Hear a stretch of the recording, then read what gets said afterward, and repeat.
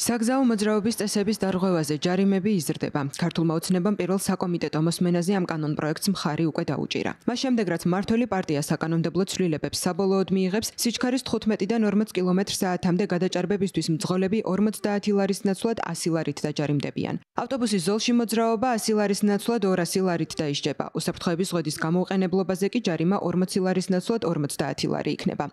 ავტომობილის მართვისას მობილური ტელეფონით სარგებლობისთვის მოქალაქეები 30-ის ნაცვლად 50 ლარით დაჯარიმდებიან. იცვლება მართვის მოწმობაზე არსებული წლიური ქულების რეგულირებაც. ზღვედის გამოუყენებლობაზე ჯარიმის გარდა მძღოლებს 5-ის ნაცვლად 10 ქულა ჩამოაკლდებათ. გზაზე განლაგების, მოძრაობის დაწყებისა და მანევრირების წესების დარღვევის შემთხვევაში კი მძღოლები 10 ქულის ნაცვლად 20 ქულას დაკარგავენ. Euronews ჯორჯია დაინტერესდა, რას ფიქრობენ მოქალაქეები ქართული ოცნების ახალ ინიციატივასთან დაკავშირებით. გამოკითხულთა ნაწილი ამ ცვლილებებს კრიტიკულად ხვდება. ზოგისთვისაც სანქციების გამკაცრება მისაღები აღმოჩნდა.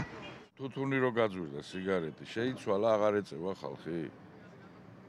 რა შუაშია ეგ ადამიანი თვითონ უნდა იყოს თავის თავში მობილიზებული, რო წესრიგი არ დაარღვიოს, თორე 100 ლარი კი არა 1000 ლარი რო გახდეს, ჯარიმა ყოველთვის იქნება და დარღვევა.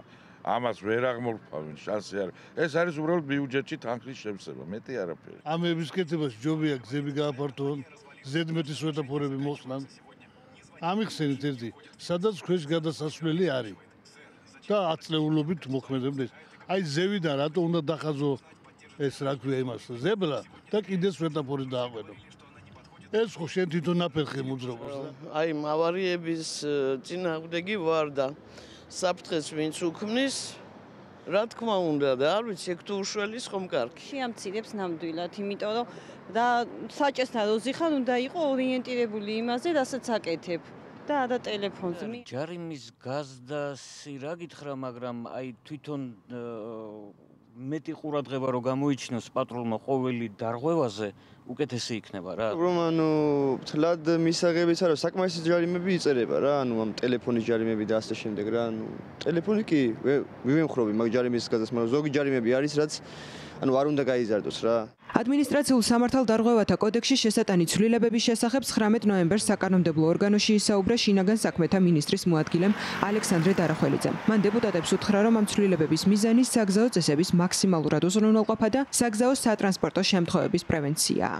გავანალიზეთ მიზეზები თუ რა იწვევს ყველაზე ხშირად ავარიებს და დაშავებას გზაზე. პირველ რიგში ეს არის სიჩქარის გადაჭარბება, 1,5 მილიონზე მეტი ჯარიმაა დაწერილი გასულ წელს, ესე ვთქვათ, სიჩქარის გადაჭარბებისთვის და საერთო პროცენტულ მაჩვენებელს თუ შევხედავთ, 41.96%-ით არის გაზრდილი, ესე ვთქვათ, საერთო სამართალ დარღვევების ჭრილში სიჩქარის გადაჭარბების მაჩვენებელი. შესაბამისად, ჩვენ წარმოვადგინეთ სწორედ ის, ასე ვთქვათ, ცვლილებები, რომელიც ვფიქრობთ, რომ მნიშვნელოვნად შეუწყობს ხელს გზებზე ავარიების და ასე ვთქვათ, საგზაო შემთხვევების პრევენციას და სწორედ იმ სანქციებზე ფოკუსირდით, რომელიც ყველაზე მეტად იწვევს ავარიებს და გარდაცვალებას. საგზაო უსაფრთხოებაზე მომუშავე სპეციალისტებს მიაჩნიათ, რომ პრევენცია მხოლოდ ჯარიმების გამკაცრებით ვერ მიიღწევა და სანქციების გამკაცრებამ შესაძლოა მხოლოდ მოკლევადიანი შედეგი მოიტანოს. საქართველოს ალიანსი უსაფრთხო გზებისთვის თავმჯდომარე ეკალალიაშვილი განმარტავს, რომ ჯარიმების გამკაცრებამდე მოქალაქეების ცნობიერების ამაღლებაა საჭირო. ასევე ახალი კანონები გვჭირდება, რომელიც იმ სივრცეს ამოავსებს, რაც დღეს გვაქვს მაგალითად საბავშვო სამგზავრო სავარძლები, ქულათა სისტემის აღსრულება და ადმინისტრირება კამერების მეშვეობით. ძალიან მნიშვნელოვანია იყოს ცნობიერების ასამაღლებელი კამპანია გატარებული, იმიტომ რომ მოქალაქეებს უნდა გქონდეთ განცდა იმისა, რომ მათი უსაფრთხოებისთვის კეთდება ის თუნდაც საკანონმდებლო, თუნდაც ის რთული გაძლიერება და სანქციების გაზრდა, იმიტომ რომ ჩვენ ვიცით, დობა არ არის ხოლმე მოქალაქეების მხრიდან ასე დროს და თუ ჩვენ გვინდა თუ სახელმწიფოს უნდა რომ ჩართულობა იყოს და აღსრულება მოქალაქეების მხრიდანაც რასაკვირველია მათი ჩართულობა არის სასიცოცხლოდ მნიშვნელოვანი.